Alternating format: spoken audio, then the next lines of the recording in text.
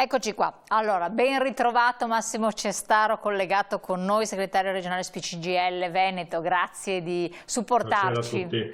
in questo ulteriore, non so se dire dolente oppure no, capitolo sulle pensioni.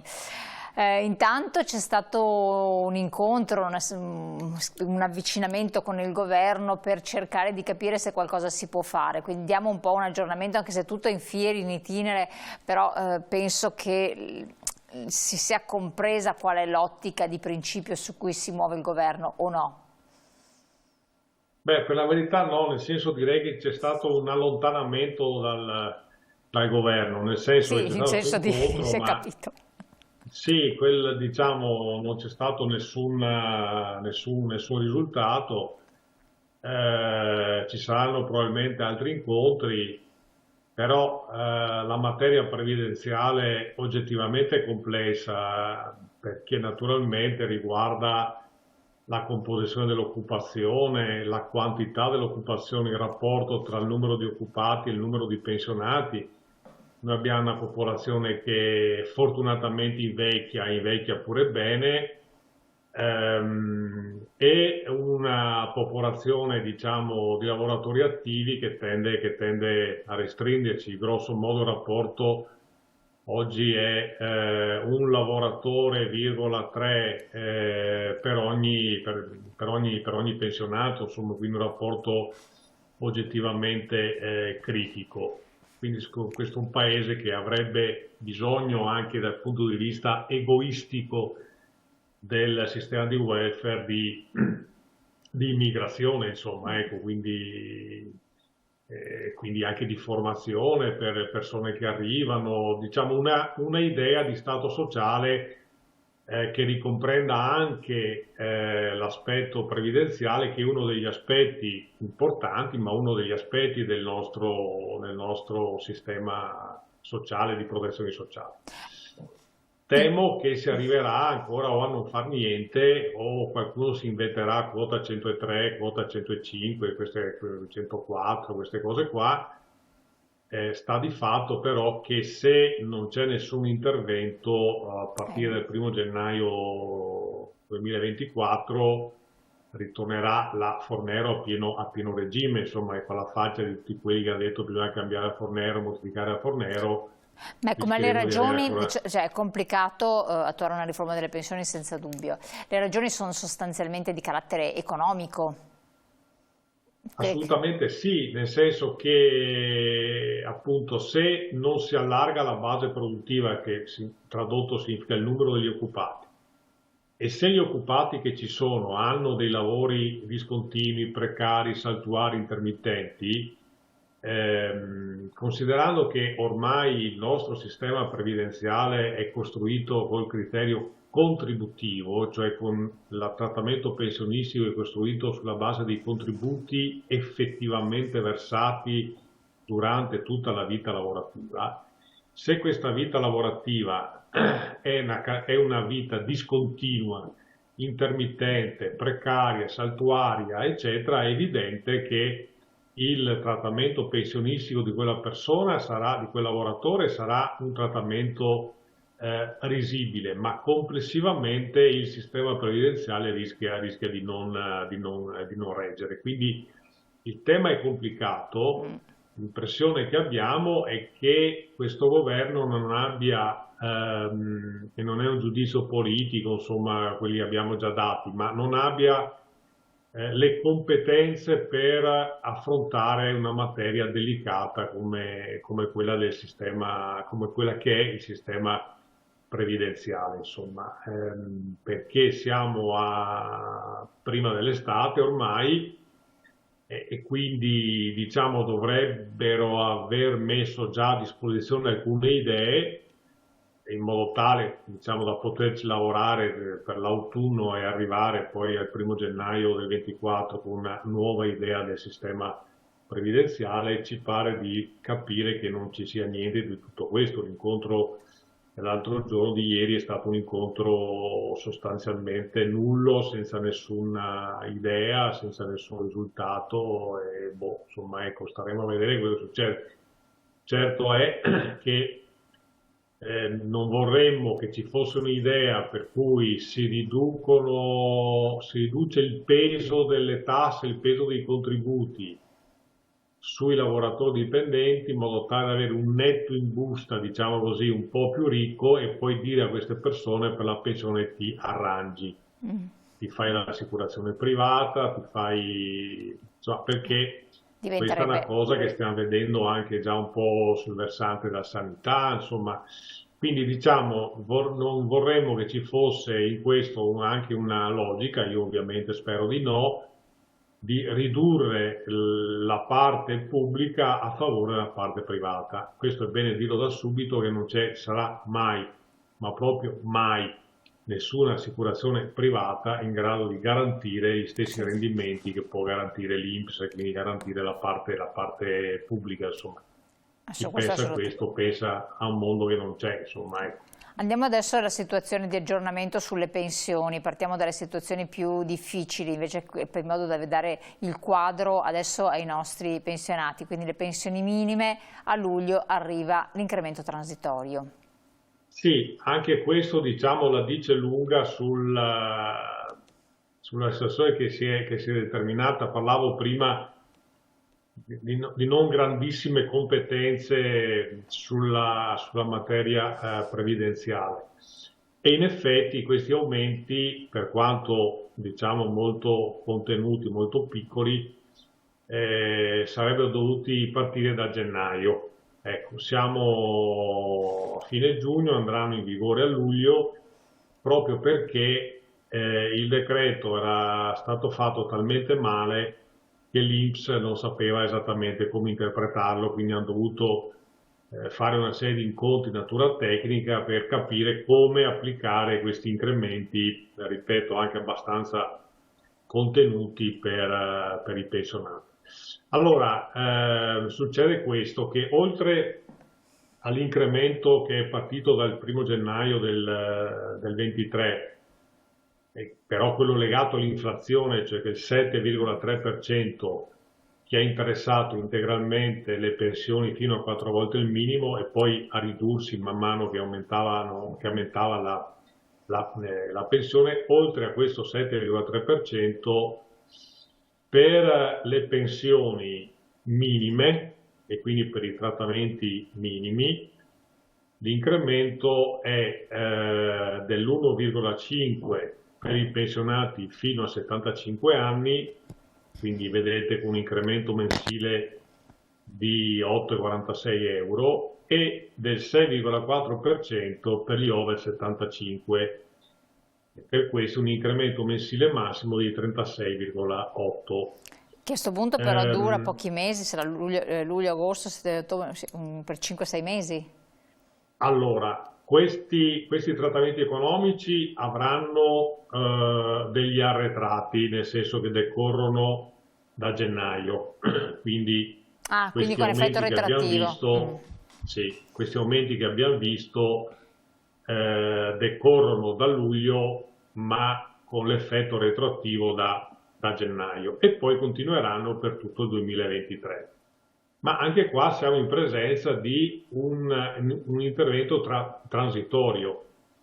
Anche qua, vede, adesso non voglio buttarla in politica perché insomma stiamo parlando diciamo, dei trattamenti economici delle persone, quindi non è mai giusto fare speculazioni, però lei si ricorderà, i telespettatori si ricorderanno che in particolar modo da Forza Italia, ma anche dalla Lega, insomma, c'era questa narrazione per cui si sarebbero portate le pensioni minime a 600 euro, poi c'era chi aveva in mente di portare le pensioni minime a 1000 euro, però insomma, mi pare che sia passata di moda. Quindi c'era questa cosa insomma, dei 600 euro. Se possiamo vedere la slide successiva, quella che abbiamo Sì, visto, ehm, eccolo qua.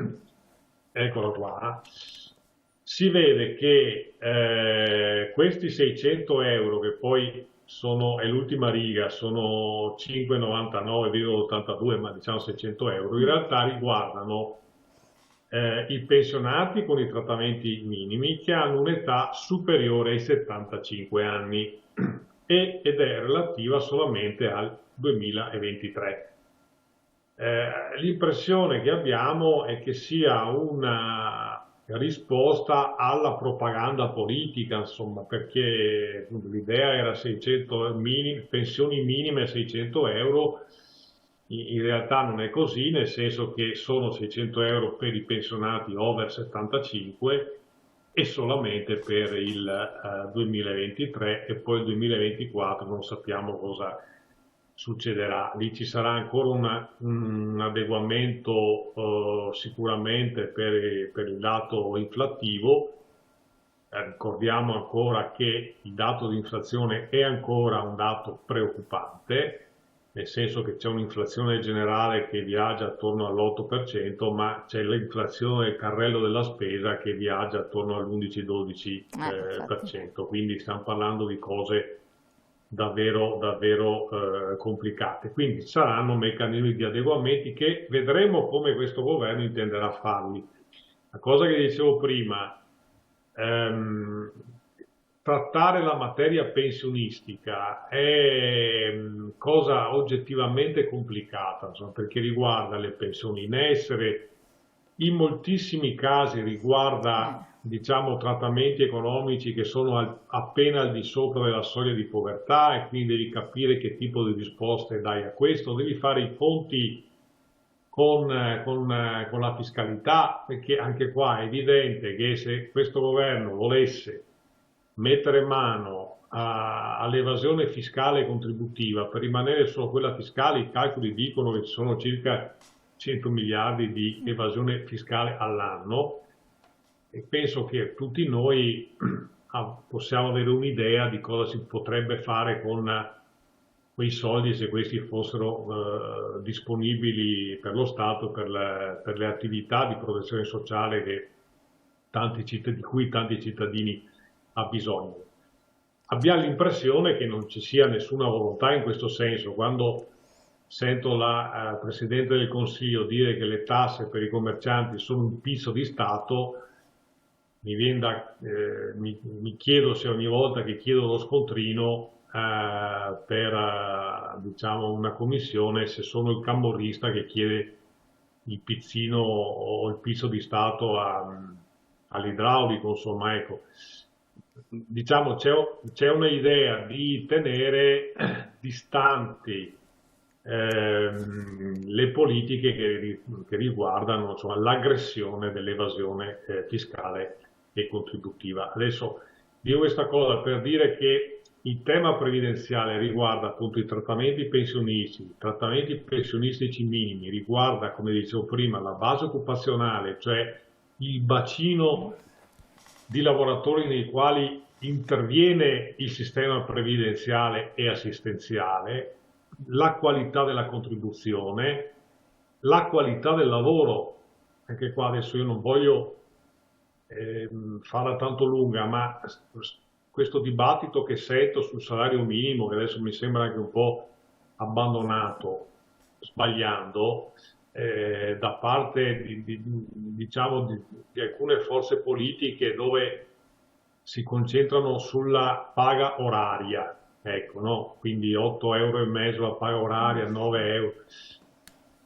Di che stiamo parlando? Cioè, se un lavoratore lavora 5 ore al mese o 10 ore al mese e se quella paga oraria fosse anche di 10 euro all'ora, ma cosa abbiamo risolto? Abbiamo risolto niente.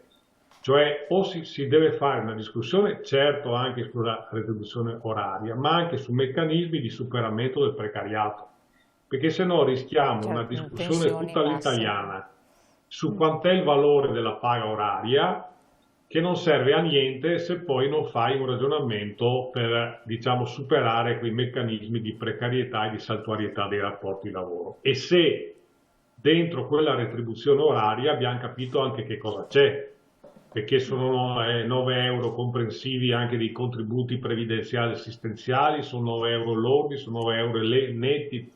Cioè avverto una discussione francamente ridicola attorno a materie che invece sono complicate, complesse, riguardano la condizione dello stato sociale e delle persone che per lavorare, per vivere hanno bisogno di lavorare. Quindi mi sembra che ci sia una grande distanza anche da parte del governo e purtroppo anche delle forze politiche che lo sorreggono su materie complicate come queste. Noi faremo il nostro mestiere, avete visto questi incrementi per le pensioni minime, stiamo parlando di 8 euro al mese, insomma, francamente col dato Però tutto inflattivo che questo era abbiamo. stato già preso in esame dal governo precedente, quindi sono state tutte considerazioni che non ha fatto un governo precedente che è durato anche un bel po' di tempo, per cui adesso magari l'impreparazione è dovuta al fatto che in ogni caso si è incardinato neanche da un anno, quindi bisogna forse Per anche la dare un po' di verità, tempo. il governo precedente aveva immaginato un aumento delle pensioni più importante di quello che poi ha praticato questo governo. Noi abbiamo fatto, io stesso, delle trasmissioni con lei dove avevo annunciato delle cifre più alte di quelle che poi si sono verificate sulla base di un decreto pubblicato in Gazzetta Ufficiale del A governo gennaio Draghi. ancora abbiamo parlato, sì. Esatto, e che poi il governo Meloni ha smentito cambiando le carte in tavola. Ma non è che l'Europa in qualche modo ci sta ponendo ci ha posto dei limiti, oltre che non possiamo scavalcare per la nostra situazione pensionistica? Diciamo, noi abbiamo un sistema a ripartizione, nel senso che, adesso anche qua non voglio entrare in tecnicismi, ma sono i contributi che pagano aziende e lavoratori che vanno a finire dentro il fondo pensioni lavoratori dipendenti e da quel fondo vengono presi i soldi per i trattamenti pensionistici. Quindi un sistema di ripartizione diciamo, che si autoalimenta. Quindi non credo che l'Europa abbia molte cose da dire, diciamo, sui nostri sistemi previdenziali, fin tanto che questi si autoalimentano. Certo, l'Europa potrebbe forse eccepire qualche cosa rispetto al tema del cuneo fiscale, che poi, come abbiamo visto l'altra volta che ci siamo incontrati, non è cuneo fiscale ma è cuneo contributivo, per cui il governo abbassa la parte di contributi a carico del lavoratore e li rimpingua attraverso la fiscalità generale, che non mi sembra che questa è una grandissima operazione, nel senso che è una partita del giro, per cui il minor gettito contributivo viene sanato attraverso la fiscalità generale, cioè si pigliano i soldi da qualche altra parte, che ne so, dalla scuola, università, dalla sanità, eccetera. Cioè, sono operazioni sulle quali forse bisognerebbe indagare un po' di più, ma che danno l'idea dell'approssimazione, insomma, con cui questo governo sta affrontando i temi previdenziali. Certo. Insomma, ripeto, la previdenza non è una cosa semplice, Anzi, insomma. assolutamente molto molto complessa, poi ci sono tantissime sfaccettature. Stavamo vedendo un po' l'ultima slide per farla capire anche ai nostri telespettatori, della fascia di garanzia sostanzialmente. Sì, diciamo questo è più che altro un meccanismo tecnico, nel senso, provo a spiegarla anche se insomma, allora può essere che un lavoratore, scusate, un pensionato che ha solamente qualche euro in più del trattamento minimo non abbia nessun aumento perché appunto ha un euro in più del trattamento minimo e quello che ha qualche euro in meno del trattamento minimo lo supera dal punto di vista del solito discorso di soglia che è molto rischioso, infatti. Esatto, quindi lì è stata fatta un'operazione come viene normalmente fatto, cioè si fa una fascia di garanzia per cui non ci sia una sperequazione, Chiaro. tra l'altro su trattamenti che sono, come si vede, molto contenuti ed è diciamo, un elemento di attenzione che mi verrebbe da dire più che altro è più matematico che reale, insomma, però insomma sono sempre qualche euro in più che male non fa. Siamo giunti al Però, termine. come vedete stiamo parlando di trattamenti economici piuttosto ridotti. Marginale, assolutamente sì. Io chiedo alla regia la slide, quella delle vostre sedi, perché siamo giunti al termine, in modo da far ricordare a tutti. Solamente io voglio aggiungere solamente questo, che nel mese di luglio per le pensioni diciamo attorno ai 12-13 mila euro all'anno ci sarà anche la 14ª, quindi diciamo sono trattamenti economici che si aggiungono a questi, e anche questo è un tema che noi più volte abbiamo affrontato, che è quello di avere l'estensione della 14ª Sì. mensilità a una fascia di pensionati più ampia di quella prevista attualmente. In ogni caso, appunto, per tutti i chiarimenti possibili immaginabili, chiamate le sedi e informatevi, perché si possono chiamare le sedi e avere tutti quanti i chiarimenti.